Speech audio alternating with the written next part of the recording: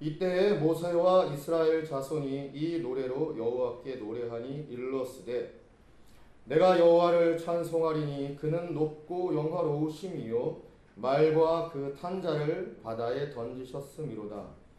여호와는 나의 힘이요 노래시며 나의 구원이시로다. 그는 나의 하나님이시니 내가 그를 찬송할 것이요 내 아버지의 하나님이시니 내가 그를 높이리이다. 여호와는 용사시니 여호와는 그의 이름이시로다. 그가 바로의 병거와 그의 군대를 바다에 던지시니 최고의 지휘관들이 홍해에 잠겼고 깊은 물이 그들을 덮으니 그들이 돌처럼 깊음 속에 가라앉았도다. 여호와여 주의 오른손이 권능으로 영광을 나타내시니이다. 여호와여 주의 오른손이 원수를 부수시니이다.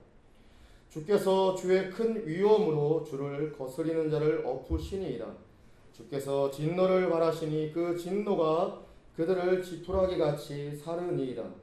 주의 콧김에 물이 쌓이되 파도가 언덕같이 일어서고 큰 물이 바다 가운데 엉기니이다. 원수가 말하기를 내가 빛조차 따라잡아 탈취물을 나누리라. 내가 그들로 말미암아 내 욕망을 채우리라.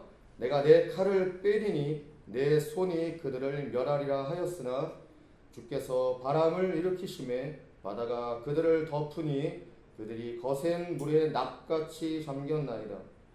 여호와여 신중에 주와 같은 자가 누구니이까?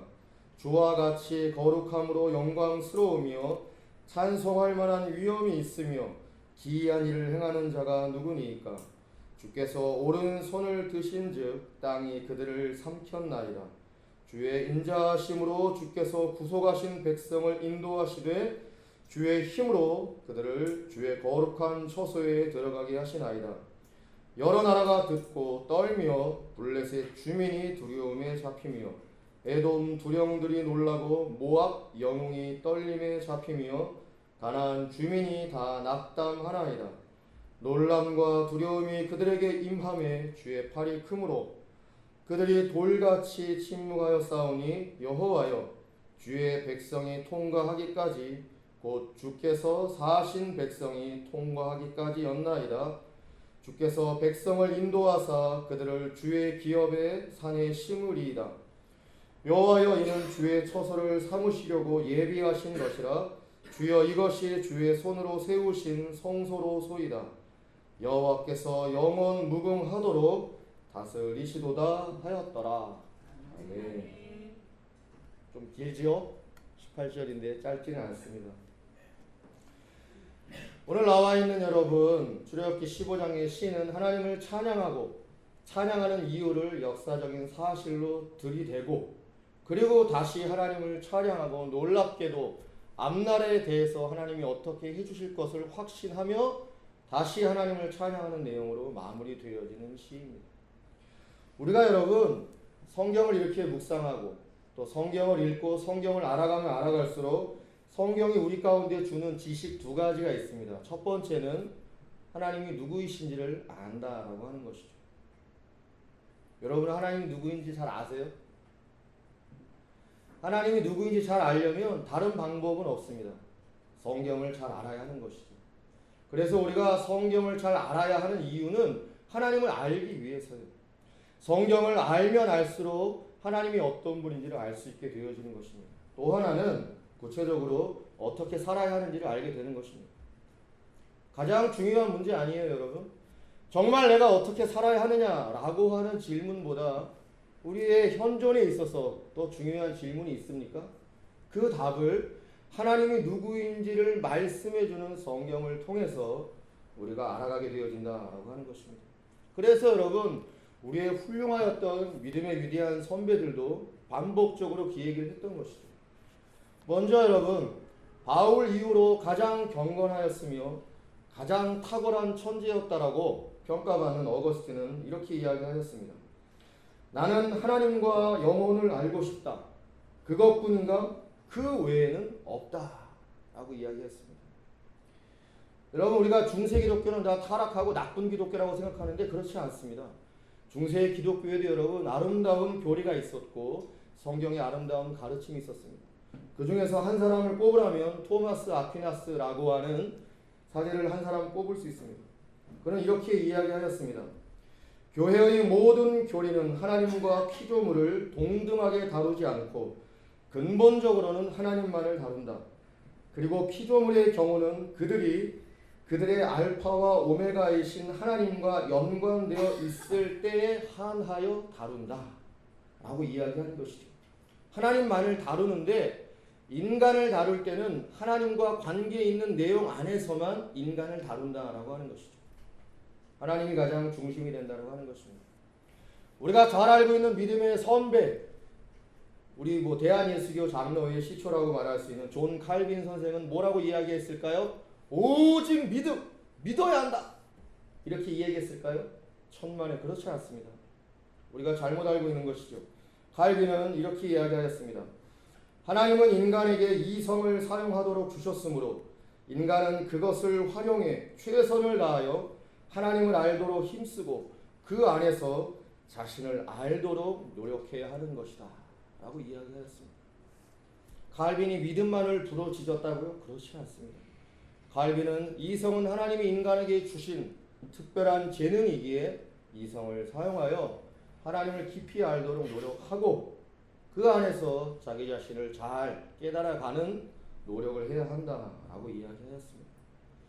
이렇게 여러분 믿음에 훌륭했던 선배들이 우리 가운데 남겨준 귀한 교훈들과 성경의 교훈들을 연결해서 생각해보면 중요한 하나의 결론이 등장하는 것입니다. 그것은 무엇입니까? 하나님을 아는 것이죠. 하나님이 누구이신지를 아는 것이 핵심이다 라고 하는 것입니다. 내가 믿는 내 믿음 안에 있는 하나님을 아는 게 아니라 성경의 하나님을 알아야 하는 것입니다. 아시겠어요? 우리는 종종 내가 믿는 하나님을 믿는다 라는 생각을 갖게 되어지는데 그게 아니에요. 성경의 하나님을 믿는 것입니다. 내가 깨닫고 내가 이해한 하나님뿐만 아니라 그 하나님이 정말로 성경의 하나님인지를 점검하면서 성경에서 하나님이 내가 이런 존재다라고 계시하신 그 하나님을 알아가야 된다라고 하는 것이죠. 출애굽기 15장은 서두에도 말씀드렸습니다마는 구약에 나와 있는 시 중에서 가장 오래된 시라고 볼 수 있습니다. 그래서 시편의 기초로 사용되어질 수 있었을 여지가 많습니다. 모세가 여러분 출애굽기를 기록을 하면서 자신과 이스라엘 백성들이 함께 불렀던 노래를 시로서 기록으로 남긴 이유는 무엇이겠습니까?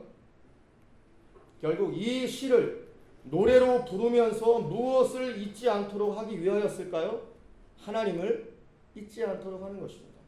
하나님이 누구인지를 잊지 말고 하나님을 기억하라 라고 하는 것입니다. 그건 뒤집어서 말하면 어떤 의미가 되어지겠어요?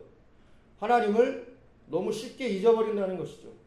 하나님을 너무 쉽게 생각하지 않는다라고 하는 것입니다. 그러한 의미에서 여러분 우리가 하나님을 안다는 것은 날마다 하나님을 기억하는 것이고 날마다 하나님을 잊지 않기 위해서 우리에게 적절한 노력이 필요하다라고 하는 교훈을 우리 가운데 주는 것이죠. 그리고 하나님을 잊지 않고 하나님을 기억하기 위해서 우리가 해야 할 일이 무엇입니까? 하나님을 잘 알아야 되는 것이죠. 그래서 날마다 노력을 하면서 하나님의 새로운들을 깨닫고 하나님이 새로운 분이라고 하는 사실들에 대해서 우리가 은혜의 체험들을 하면서 그러면서 하나님을 잊지 않고 기억하는 삶을 우리의 신앙의 행위들로 삼아가야 된다고 하는 것입니다. 그래서 여러분 오늘 우리 출애굽기 15장의 말씀을 통하여서 우리 모두 다 같이 오늘의 본문 말씀에 계시되어져 있는 하나님이 누구이신지에 대해서 같이 한번 생각을 해보도록 하겠습니다. 첫 번째 오늘 3절에 보면 말씀이 이렇게 기록이 되어 있습니다. 여호와는 용사시니 여호와는 그의 이름이시도다 라고 말씀하고 있습니다.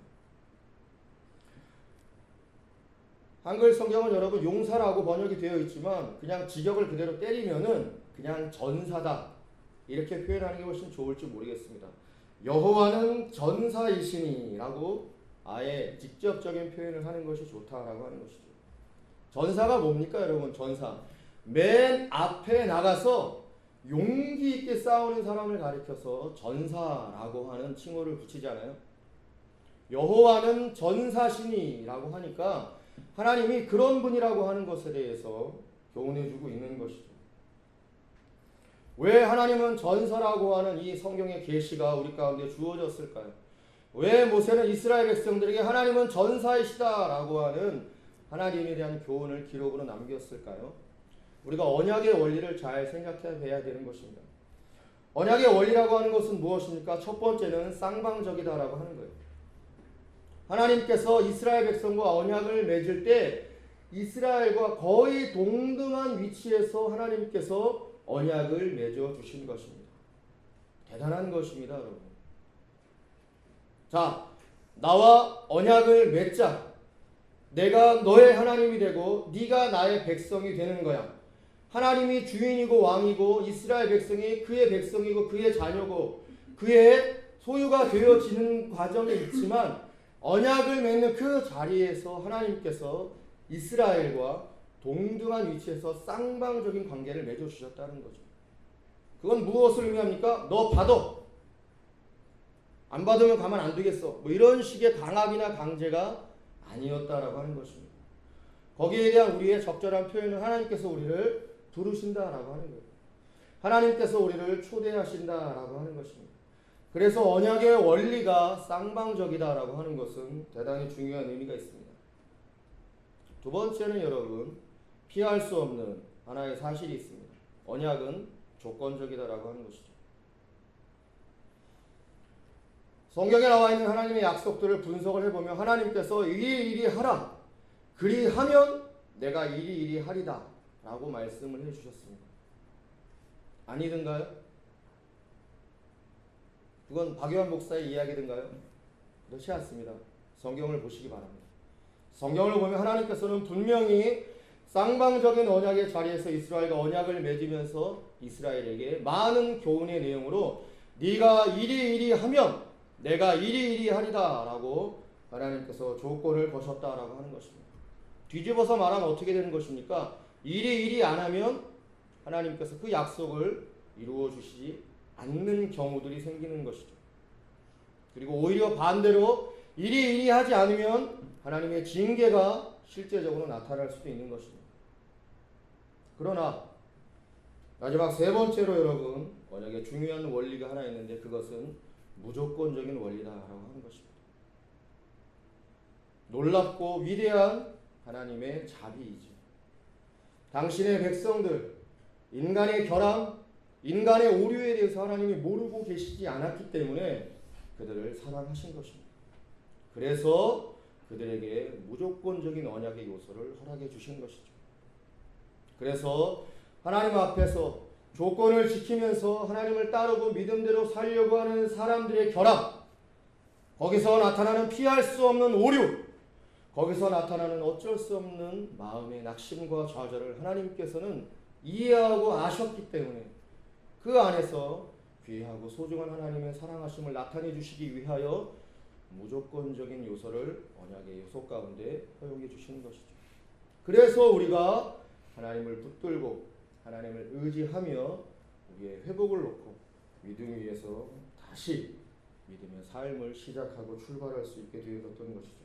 그러나 언약을 생각할 때는 여러분, 이 세 가지를 다 같이 놓고 하나로 놓고 생각을 해야 하는 것입니다.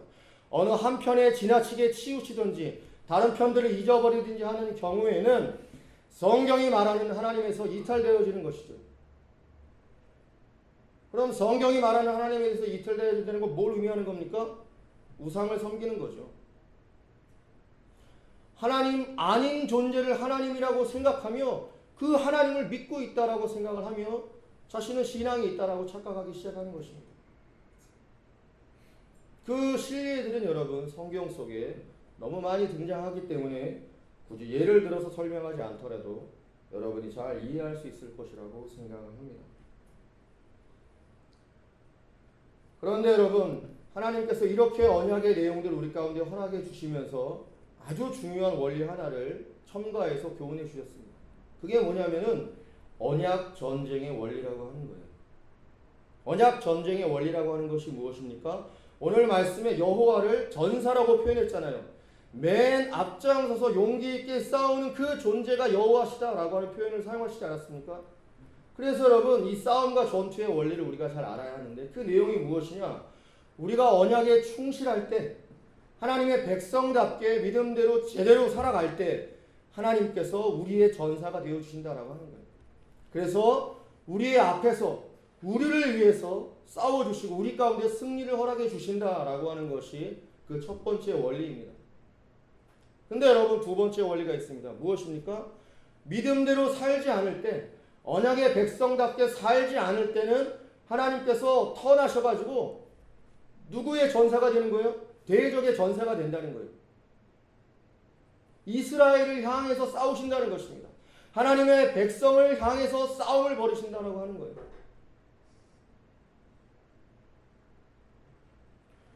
그래서 여러분, 하나님의 백성이 하나님의 백성답게 하나님을 아는 길에서 이탈되지 않도록 우리가 우리의 신앙을 온전하게 세워나가는 것은 매우 중요하고 결정적인 문제이다라고 하는 것입니다. 그런 말씀의 맥락의 교훈이 여러분 3절에 있는 여호와 그는 전사이시니라고 하는 말씀의 맥락 속에 녹아 들어가 있는 것입니다. 이스라엘 백성들은 출애굽을 경험했고, 우리가 아직 19장을 살펴보지 않았지만 하나님과 언약의 자리를 경험했고 광야에 40년을 경험하고 있는 상황입니다. 그 상황 속에 있었기 때문에 여러분, 오늘 출애굽기 15장 3절에 나와 있는 여호와는 전사이시니 라고 하는 이 노래가 반복되어질 때 이스라엘 백성들은 이 모든 내용에 대한 교훈을 음미하고 생각할 수 있었을 것입니다. 이스라엘 백성들만 그렇게 생각해야 되겠습니까? 우리도 그렇게 생각해야 하는 것이죠. 이런 차원에서 여러분, 하나의 중요한 정리를 내려볼 수 있습니다. 도대체 언약이란 무엇이냐? 성경이 교훈하고 있는 언약의 신학의 내용은 무엇이냐라고 이야기할 때 여러분, 이렇게 얘기해 볼 수 있습니다. 언약의 신학은 삶의 신학이다. 언약의 신학은 행동의 신학이다 라고 하는 것이죠. 여러분, 우리가 출애굽기 14장의 내용을 아주 정밀하게 살펴보지 않았습니다. 홍해 사건이 굉장히 특별하고 중요한데 실제적으로는 여러분들이 좀 잘 알고 있을 것 같고, 또 하나는 다른 부분에서도 중요한 내용을 살펴보기 위해서 3주 전에 한 번 살펴보고 지났는데, 여러분 출애굽기 14장 15절에 보면 말씀에 이런 경우가 있습니다. 제가 한번 읽어보겠어요. 여호와께서 모세에게 이르시되 너는 어찌하여 내게 부르짖느뇨? 이스라엘 자손을 명하여 앞으로 나아가게 하고. 너는 어찌하여 내게 부르짖느냐 모세야? 고만 부르짖고 이스라엘 자손을 명하여 앞으로 나가게 하라. 이 말씀의 교훈을 그대로 직접적으로 풀어보면 기도하지 말라는 거예요, 여러분. 하나님께서 모세에게 부르짖지 말라는 거잖아요. 기도하지 말라는 겁니다. 그만 기도하고 발을 딛고 홍해 바다를 향하여 끌고 나가라는 것입니다.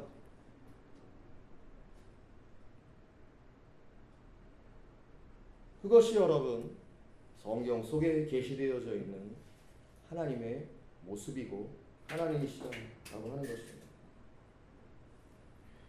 그래서 여러분, 우리들의 삶을 돌아볼 때 중요한 하나의 화두가 등장하는 것입니다. 그것이 뭔지 아십니까? 우리가 정말 지혜로워야 된다라고 하는 것입니다. 우리가 지혜로워야 할 문제는 우리의 삶의 좋고 나쁨의 문제가 아니에요. 내가 정말 살아야 할 삶을 살기 위해서 가장 중요한 하나의 요소가 있다면 그것을 지혜라고 말해도 과언이 아니라 하는 것이죠. 왜 그렇습니까? 분별을 해야 되니까, 판단을 해야 되니까. 직접적으로 말씀드리면은 정말 기도로만 해야 할 때인지, 아니면 기도고 뭐고 선택하고 결정해서 진행을 시켜야 될 문제인지에 대해서 여러분 지혜로워야 하는 것이죠. 그러므로 여러분, 지혜라고 하는 문제는 우리의 삶을 치장해주는 아름다운 액세서리가 아니에요. 내 삶의 운명을 결정해주는 굉장히 중요한 요소라고 하는 것입니다. 사활이 걸린 중요한 문제다라고 하는 것이죠. 그래서 여러분, 우리가 잘 아는 지혜의 중요한 교훈이 무엇입니까? 여호와를 경외하는 것이 지혜의 근본이라는 거예요. 하나님을 경외하는 사람에게 구체적으로 나타나는 삶의 실제가 뭐냐? 지혜라는 것입니다. 지혜는 여러분 똑똑하고 지식이 많고 공부 잘하는 것과 상관없는 거예요. 지혜라고 하는 것은 여러분 정말로 지혜로운 것입니다. 탁월한 판단과 탁월한 분별력을 갖고 있는 것이 지혜다라고 하는 것이죠. 그것은 여러분의 삶의 그 무엇보다도 중요하고 절대적인 문제다라고 하는 것입니다. 여러분 가운데 중요한 삶의 결정을 해야 될 때, 중요한 삶의 선택의 자리에 있을 때 많이 힘든가요? 많이 어렵습니까? 어떻게 해야 될지를 잘 모르겠어서 마음의 짐 때문에 여러분 많이 어려우신가요? 지혜가 있어야 합니다. 그렇다면 여러분, 그 지혜가 어디에서 오느냐는 거예요. 도대체 잘 분별을 해서 가장 중요한 것을 판단하고 결정할 수 있게 해주는 그 지혜는 어디에서 오느냐라고 하는 것입니다. 다시 원점으로 돌아가면 하나님을 경외하는 것인데, 그러면 도대체 나로 하여금 하나님을 경외하게 만드는 게 뭐냐는 거예요. 나로 하여금 하나님을 두려워하게 하고 나로 하여금 하나님을 사랑하게 만드는 것이 무엇이냐라고 하는 것입니다. 두 가지밖에 없죠. 첫 번째는 하나님의 말씀이고, 말씀을 붙들고 하나님 앞에 기도하는 것입니다. 말씀과 기도 외에는 하나님을 경외한다는 것이 무엇인지를 깨달을 수 없고 체험할 수 없고 알 수도 없는 것입니다. 그러면 분명하고 올곧은 적용이 이루어지지 않습니까? 여러분은 말씀을 가까이 하고 계십니까? 여러분은 정말로 말씀을 붙들며 하나님 앞에 올바른 것들을 요청하고 간구하면서 기도하고 있느냐라고 하는 것입니다. 그렇게 한다면 필연적으로 여러분은 지혜로울 것입니다. 여러분의 가장 중요하고 여러분에게 가장 무게감 있는 인생의 사활이 걸린 문제에 대한 결정에 있어서 흔들리지 않을걸요. 누가 뭐라고 이야기하든 성경의 진리를 따라 강하고 용기 있고 담대하게 자기 인생을 결정하는 것입니다. 거기에 대해서 누가 무엇이라 이야기하든 그 사람은 흔들리지 않는 것이죠. 저는 오늘 여러분에게 메시지로 이 하나를 전달해보고 싶습니다. 여러분 안에 그런 것이 있느냐는 것입니다. 예수 믿는 사람으로서 흔들리지 않는 여러분의 굳건한 삶의 기초와 근본이 있느냐라고 하는 것이죠. 그것 없이 인생을 어떻게 살아나가겠습니까? 그것 없이 험한 이 세상에 내동댕이 쳐진 것 같은 한 사람의 인격으로서 어떻게 세상을 살아가겠냐라고 하는 것입니다. 못 살죠. 안 살 수는 없으니까 마지못해 끌려가는 허황찬란한 불행하고 슬프고 외로운 고독의 인생밖에는 없는 것입니다. 사랑하는 하나님 교회 형제 자매 여러분, 본질과 근본 위에 서지 않는 한 삶에는 기초와 뼈대가 생기지 않는 것입니다. 강건해지고 싶으십니까? 담대해지고 싶으십니까? 굳건해지고 싶으십니까? 하나님을 잘 아셔야 되는 것입니다. 하나님을 아는 길에 있어서 나타나는 신앙의 요소가 경외이고, 그 경외를 위해서 말씀을 가까이 하고 기도를 하면서 하나님을 체험하고 그 안에서 여러분의 삶의 주도권을 쥐는 것입니다. 여러분, 하나님께서 한 인간에게 인격을 불어넣으시고 그에게 호흡으로 말미암아 영혼의 세계를 허락하시는 것은 삶의 주도권을 쥐라는 거예요. 삶을 이리 비틀 저리 비틀 하면서 방향성을 잃어가지고 중구난방으로 살아서는 안 된다라고 하는 것입니다. 그렇다면 삶의 주도권은 어디에 있는 것입니까? 하나님을 아는 데 있는 것이죠. 그것이 여러분들 가운데 이루어지기를 간절히 축원드립니다. 두 번째는 여러분, 여호와는 전사이시니 여호와는 그의 이름이다 라고 교훈해주고 있습니다. 여호와가 그의 이름이다 라고 이야기하고 있죠. 출애굽기 3장에서 모세는 자기의 체험을 통해서 하나님의 이름을 계시하여 주었습니다. 그게 무엇입니까? 여호와죠. 나는 스스로 있는 자다 라고 하는 것입니다.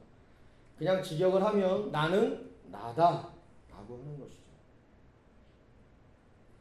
하나님이 모든 것의 근원이며 본질이며 시작이다 라고 하는 것입니다. 그러면 이 세상의 모든 만물들은 어디에서 기인됐고 어디에서 출발하는 것입니까? 하나님에게서 출발하고 하나님에게서 기원된 것이죠.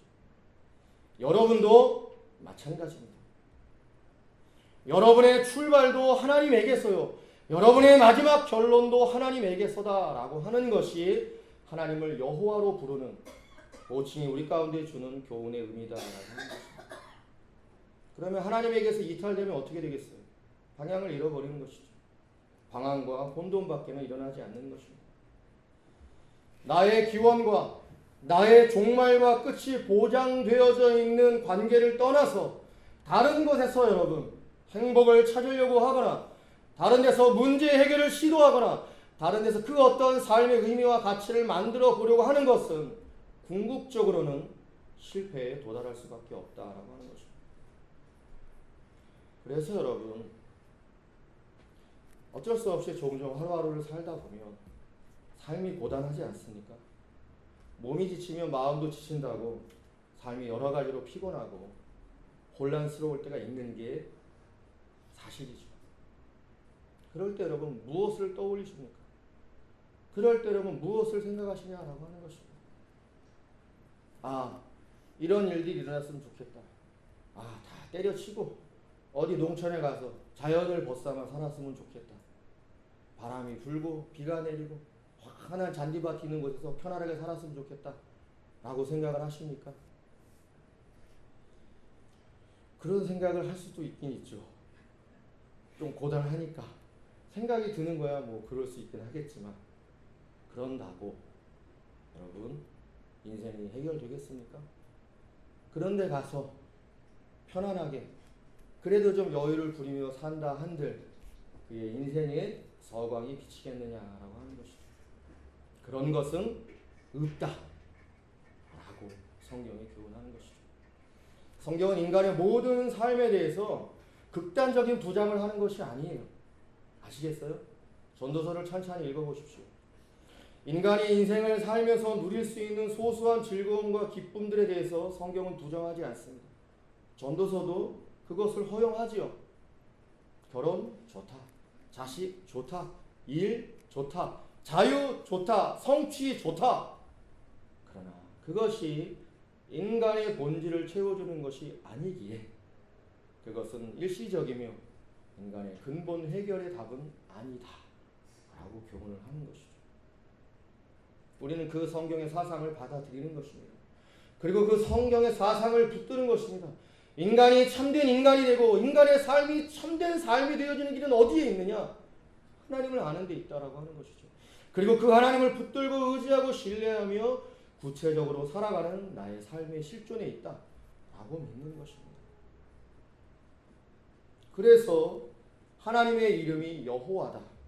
모든 시작의 근원이며 모든 마지막의 종착이 하나님이다 라고 하는 여호와라고 하는 이 이름을 기억하면서 여러분 우리는 하나님을 기억하고 하나님을 노래하고 하나님을 신앙해야 하는 것입니다.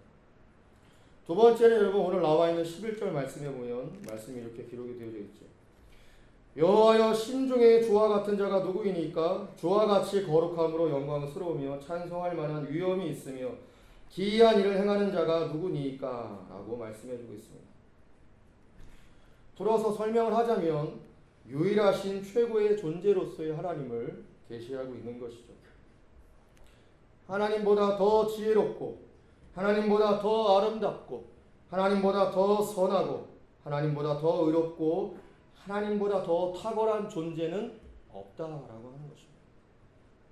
그렇다면 그 존재를 위하여 내가 가진 모든 인격을 걸고 내가 가진 모든 소유를 다하여 그를 경배하고 찬양하는 것은 선하고 아름다운 일이 아니겠습니까? 인간의 행복이 그 외에 다른 데서 주어질 수 있을까요? 우리가 믿는 성경의 하나님은 그런 하나님이신 겁니다. 그 하나님을 확신해야 하는 것입니다. 여러분이 마음으로 굳게 붙들고 마음으로 굳게 신뢰하며 하나님보다 더 중요하고 하나님보다 더 아름답고 하나님보다 더 소중한 존재가 없다는 마음의 결정 안에서 여러분의 삶을 계획하고 여러분의 삶을 살아내야 한다라고 하는 것입니다.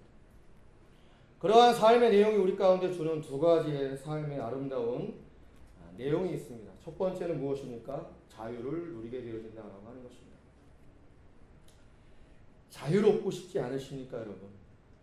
창공을 나는 새처럼 걸리는 거 없이 마냥 헐헐 날면서 자유롭고 싶으시죠?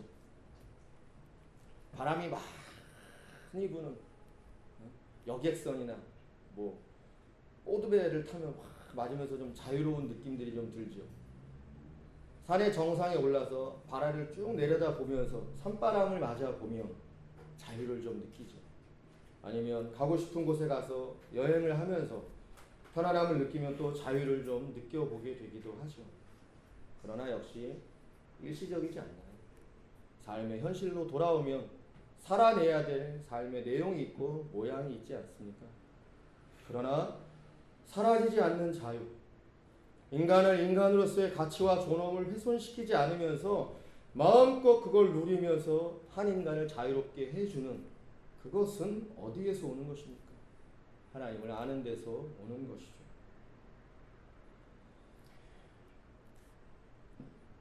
만약에 여러분의 죄와 여러분의 허물에 기인하는 일이 아니라면 자유하십시오. 아시겠어요? 만약에 여러분의 죄악 때문에 여러분의 허물 때문에 기인한 일이 아니라고 한다면은 자유하시라는 거예요. 그러면서 하나님이 여러분에게 허락하신 귀한 삶의 자리, 귀한 내면의 자리, 귀한 영혼의 깨달음들 안에서 감사와 기쁨을 잃어버리지 마시라고 하는 것입니다. 대단히 중요한 것입니다, 여러분. 자유는 하나님에게서 오는 것이기 때문에 그 누구도 하나님이 인간에게 허락하신 자유를 함부로 침해하거나 훼손할 수 있는 것이 아니죠. 물론 여러분의 죄악이 여러분의 허물이 문제가 돼서 기인되어진 여러분의 골칫거리라고 한다면 하나님 앞에 나아가 애통도 하고 기도도 하며 하나님의 은혜를 구해야 하겠지만 그렇지 않다면 자유하실 수 있는 것입니다. 성경은 그 자리를 우리 가운데 보장해 주는 것입니다. 두 번째는 여러분, 본질적인 가치에 전념할 수 있게 하는 것입니다. 하나님보다 더 탁월한 존재는 없다는 확신은 여러분, 하나님만을 위해서 살아야 한다라고 하는 하나의 정신의 가치를 우리 가운데 확인시켜 주는 거예요. 그러면 여러분, 다른 가치들에 여러분, 내 시간과 에너지가 허비되는 것을 용납할 수 없죠. 시간과 에너지만큼 소중하고 귀한 게 있습니까? 없습니다. 그러므로 본질적인 가치에 전념해야 하는 것이고 전념할 수 있도록 우리의 신앙을 바로 세워야 하는 것입니다. 마귀의 일이라고 하는 게 뭡니까, 여러분? 마귀가 여러분 제 아무리 날고 기고 뛴다고 하더라도 마귀는 하나님의 백성을 하나님 백성 되게 하지 못하는 일을 할 수 없는 거예요.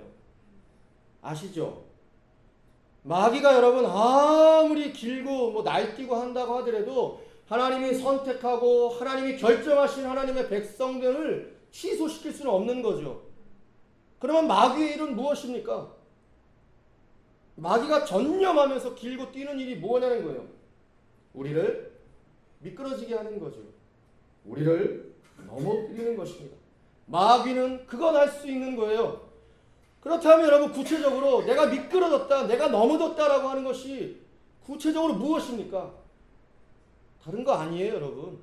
나의 시간과 나의 에너지가 허비되고 있다라고 하는 것입니다. 다시 오지 않는 시간, 다시 오지 않는 나의 인생의 귀중한 세월이 먼지와 바람처럼 날아가고 있다라고 하는 것입니다. 정서적으로 여러분들에게 시간의 세월의 귀함을 한번 표현을 해볼까요? 오늘이라고 하는 이 순간은 여러분, 오늘을 맞이하지 못한 사람들이 그렇게 원하고 살고 싶었던 오늘이라고 하는 시간이라는 거예요. 오늘을 맞이하지 못했던 사람들이 여러분 눈물을 머금고 맞이하고 기대하며 붙들고 싶었던 순간이 언제입니까? 오늘이라고 하는 이 순간이라고 하는 것이죠. 얼마나 중요합니까? 얼마나 소중합니까? 얼마나 잃어버릴 수 없는 우리 안에 얼마나 놀라운 생명이냐라고 하는 것입니다. 그러므로 여러분, 시간과 에너지가 허비되는 것만큼 우리를 아프고 괴롭게 하는 게 없는 것이죠. 우리를 불행하게 만드는 게 없는 것이죠. 그걸 깨달을 수 있는 여러분 되어주시기 바랍니다. 그건 여러분 깨닫지 않고는 방법이 없어요. 아무리 좋은 언어로 아무리 그럴듯한 논리로 여러분들에게 제시해서 여러분을 설득한다 하더라도 그건 깨닫는 문제인 것이죠. 깨달을 수 있을 때 여러분 하나의 중요한 자세가 있습니다. 뭔지 아세요? 많이 생각하는 겁니다. 따라해 보세요. 많이 생각하는 것이다. 그래서 자기 삶의 시간 가운데 생각하는 시간을 가져야 돼요. 그리고 생각할 거리를 가지고 생각해야 하는 것입니다. 생각하지 않아도 되는 거리를 가지고 시간을 들이면서 생각하면 안 되고 정말로 생각해야 될 거리를 가지고 생각해야 하는 것이죠. 그리고 그 생각을 할 땐 여러분 머리를 활짝 열어야 돼요. 그리고 마음의 문을 활짝 열어야 하는 것입니다. 여기서 연다라고 하는 것은 조건이나 환경이나 현실을 계산하지 않는다는 거예요. 진짜 중요한 게 뭐냐? 진짜 절대적인 게 뭐냐? 절대로 양보할 수 없는 게 무엇이냐라고 하는 질문을 딱 던져놓고 생각을 해야 하는 것입니다. 물론 여러분 그런 것들은 중요하고 절대적인 것이기 때문에 순간에 그저 주어지지 않을 수 있어요. 물론 여러분 하나님의 은혜 가운데 순간에 주어질 수 있습니다. 그러나 대체적으로는 많은 시간이 필요한 것도 사실입니다. 그러나 하나님을 의지하십시오. 하나님을 신뢰하시라라고 하는 것입니다. 시간이 걸려도 여러분이 진지하면 하나님도 여러분에게 진지하게 다가오는 거예요. 여러분이 얼렁뚱땅하면 하나님도 얼렁뚱땅하게 느껴지니까 신실하신 하나님을 만날 수 없게 되어지는 것이죠. 그래서 진지하게 절대적인 것, 양보할 수 없는 것, 포기할 수 없는 것, 여러분의 인생을 놓고 내 인생에서 정말로 포기할 수 없는 게 뭐냐? 내가 하나님을 믿는데 내가 하나님을 사랑해야 된다라고 하는데 동의하는데 이런 결심과 각오 위에 있는데 정말로 내가 포기할 수 없는, 정말로 내가 양보할 수 없는 그것은 무엇이냐? 라고 스스로에게 질문을 던지라는 것입니다. 그리고 많이 생각하시면서 하나님의 은혜를 체험할 수 있는 여러분 되어주시기를 간절히 소망합니다. 갈라디아서 6장 8절은 그래서 이렇게 우리 가운데 이야기합니다. 육신으로 심는 자는 육신으로부터 썩을 것을 거두고 성령으로 심는 자는 성령으로부터 영생을 거두느니라. 그래서 여러분 스스로 여러분 자신에 대하여 깊이 생각해 보아야 하는 것이죠. 나는 육신으로 심고 있는가 성령으로 심고 있는가 라고 하는 것이죠. 그럼으로써 허망하고 허무한 일들에 여러분의 시간과 에너지가 허비되지 않도록 낭비되지 않도록 여러분 자신을 잘 지켜야 하는 것입니다. 마지막 세 번째 여러분 14절부터 17절의 말씀입니다. 제가 잠깐 읽어볼게요. 여러 나라가 듣고 떨며 블레셋 주민이 두려움에 잡히며 에돔 두령들이 놀라고 모압 영웅이 떨림에 잡히며 놀랍습니다. 가나안 주민이 다 낙담하나이다. 16절 놀람과 두려움이 그들에게 임함에 주의 팔이 크므로 그들이 돌같이 침묵하여 싸우니 여호와여 주의 백성이 통과하기까지 곧 주께서 사신 백성이 통과하기까지 였나이다. 17절 주께서 백성을 인도하사 그들을 주의 기업의 산에 심으시리이다. 여호와여 이는 주의 처소를 삼으시려고 예비하신 것이라. 주여 이것이 주의 손으로 세우신 성소로소이다.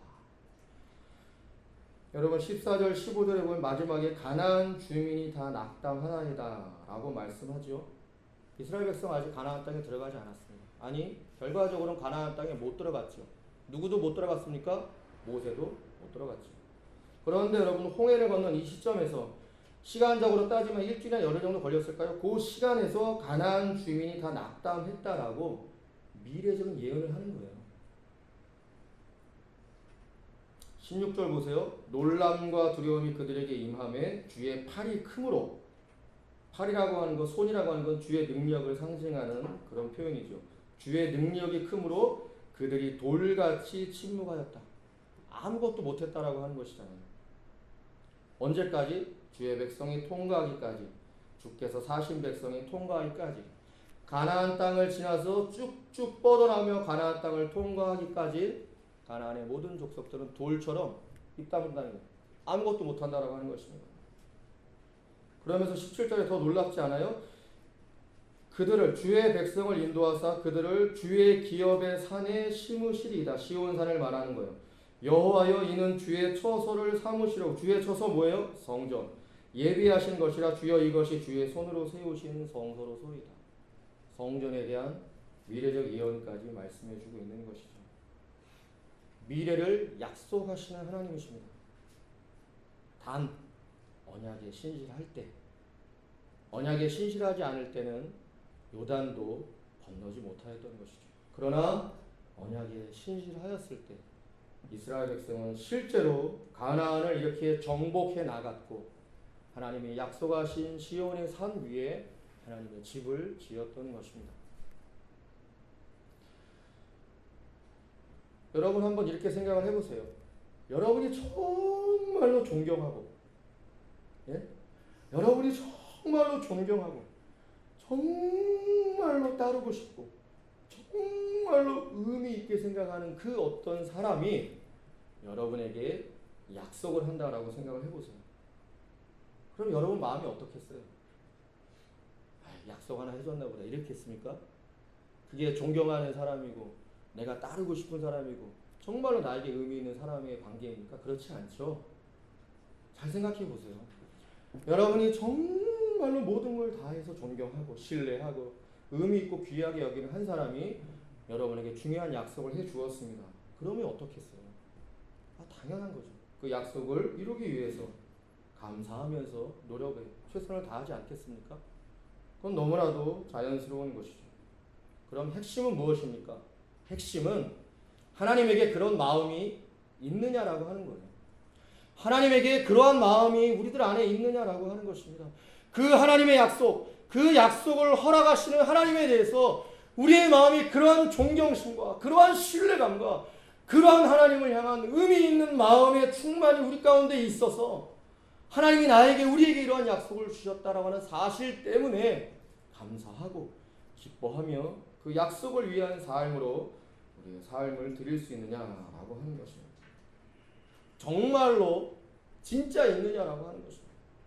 목사님, 그 마음은 어떻게 얻는 것입니까? 그 마음은 어떻게 이루어질 수 있는 것입니까? 첫 번째, 여러분의 마음은 우선 결정하세요. 그래, 하나님이 전부지. 하나님만이 나를 구원해 주시지. 하나님만이 내 생명의 주인이지 라고 하는 여러분이 할 수 있는 신앙의 마음의 내용을 우선 결정하라고 하는 것입니다.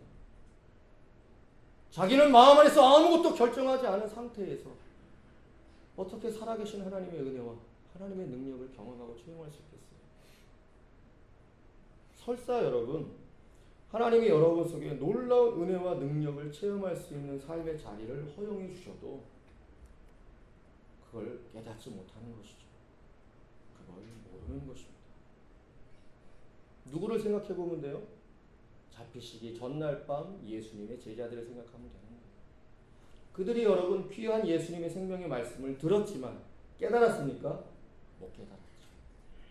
그래서 예수는 홀로 나무에 달려 돌아가신 것입니다. 물론 후에 예수님이 살아나서 다 회복하사 마지막에 살아야 할 삶의 충성을 살기는 살았죠. 우리의 믿음이 또 그 안에 있기도 한 것입니다. 그래, 하나님이 구원해 주시지, 하나님이 인도해 주시지, 하나님이 붙들어 주시지 라고 하는 믿음을 우리가 가질 수 있죠. 그러나 또 한편에서 결정해야 될 자기 마음의 결정은 자신이 해야 하는 것입니다. 하나님이 전부지, 하나님이 모든 것이지, 하나님이 생명의 주인이지 라고 하는 결정을 하면서 자기 마음을 지켜나가야 하는 것입니다. 그러한 결정이 마음에 있다라고 하는 것은 어떠한 내용을 담고 있습니까? 첫 번째는 잊지 않고 기억하는 것입니다. 설교 속에 계속 말씀을 드리자면은 잊지 않고 기억하는 노력을 해야 하는 것이죠. 오늘도 기억하고 내일도 기억하고 사는 날 동안 잊지 않고 기억을 해야 하는 것입니다. 두 번째는 할 수 있는 일은 행해야 하는 것이죠. 지금 내가 믿음으로 감당하고 해야겠다, 할 수 있다 생각하는 일들은 시작을 하십시오. 그리고 그 약속을 어떠한 상황이 벌어지더라도 신뢰해야 하는 것입니다. 자, 현실은 좋아질 수도 있고 나빠질 수도 있습니다. 내가 원하는 인생이 이루어질 수도 있고 이루어지지 않을 수도 있습니다. 그러나 하나님은 어제나 오늘이나 변함없으신 하나님이시죠. 그러니 그 하나님을 현실의 조건 안에서 따지고 계산하려고 하는 게 아니라 하나님을 있는 그대로 믿는 것입니다. 하나님은 선하시다. 하나님은 나를 사랑하신다. 하나님은 아름다우시다. 이런 주제들을 가지고 자기 인생에 힘들고 어려운 일이 일어났다 할지라도 반드시 하나님은 나를 구원해 주신다. 반드시 하나님은 나를 이끌어 주신다. 반드시 여기서 하나님은 나를 일으켜 주신다라고 하는 믿음을 갖고 하나님을 의지하는 것입니다. 그리고 이러한 약속들의 말씀을 기억하면서 자기 삶의 실제에다가 적용을 시켜 나아가는 것이죠. 하나님은 약속을 이루시는 하나님, 성취하시는 하나님, 변하지 아니하시는 하나님이라는 사실을 붙들고 어떠한 상황 속에서도 하나님을 의심하지 않는 것입니다. 그걸 가리켜서 따라해 보세요. 믿음이라고 하는 것입니다. 여러분은 여러분의 미래가 어디에 달려 있다라고 생각을 하십니까? 돈을 제법 많이 가지고 있으면 미래가 안전할까요? 안정적인 직업이나 내가 구체적으로 할 만한 일이 있으면 안정적일까요? 혹은 내가 사랑하는 사람이 내 옆에만 있어준다면 내 삶은 안전할까요? 정말 그럴까요? 그랬다고 한다면 세상이 이렇게 되어지진 않았겠죠. 일시적으로 도움이 될 수도 있기도 합니다. 그러나 근본적이고 본질적인 것이 아니기 다시 다람쥐가 쳇바퀴를 돌듯이 다시 원위치 하는 것이죠. 그 자리에 다시 돌아와 있는 자기를 보며 우리는 생각해야 하는 것입니다. 그러므로 사랑하는 하나님께 형제 자매 여러분, 하나님 외에는 답이 없는 것입니다. 인생의 모든 불행은 돈이 없기 때문이 아닙니다. 인간의 모든 불행은 건강하지 않기 때문도 아닙니다. 인간의 불행은 사회적인 지위가 낮기 때문도 아닙니다. 모든 인간의 불행은 하나님 없는 데서, 하나님 밖에서 자신의 행복을 찾으려고 하는 모든 인간의 생각과 시도에 있는 것이죠. 하나님께로 돌아오지 않는 한 인간은 가장 중요한 생명의 근원에 이를 수 없는 것입니다. 그래서 시편 73편의 기자는 이렇게 이야기하는 거예요. 하나님께 가까이함이 내게 복이다. 따라해 보실래요? 하나님께 가까이함이 행복을 누릴 수 있는 것이다. 하나님께 가까이 한다는 것이 무엇입니까? 모든 일에 하나님에 대한 신뢰를 표현하는 거예요. 하나님, 이리 해주시니 감사합니다. 사랑하는 남편을 주시니 감사합니다. 사랑하는 아내를 주시니 감사합니다. 사랑하는 가족을 주시니 감사합니다. 오늘도 이렇게 살 수 있는 삶의 시간과 기회를 주시니 감사합니다. 감사하고 감사하며 하나님을 신뢰하는 것이죠. 그리고 어렵고 마음 쓰리는 고통스러운 일을 만난다 하더라도 하나님 나를 인도해 주실 줄로 믿습니다. 이러한 시련 속에도 하나님의 선하신 구원은 나에게 이루어질 줄로 믿습니다. 하나님의 뜻을 의지하니 함께 해주십시오 라며 신앙 고백을 하는 것이죠. 그래서 오늘 모세와 이스라엘 백성들은 출애굽기 15장 마지막 18절에 이렇게 노래하며 마감을 하는 것입니다. 여호와께서 영원 무궁하도록 다스리시도다. 아멘. 여러분을 주관하고 여러분을 이끌고 여러분을 책임지는 것은 하나님이십니다. 그 하나님을 아시고 그 하나님을 신뢰하시며 하나님과 동행하시는 여러분 모두가 되어지기를 간절히 축원드립니다. 제가 잠깐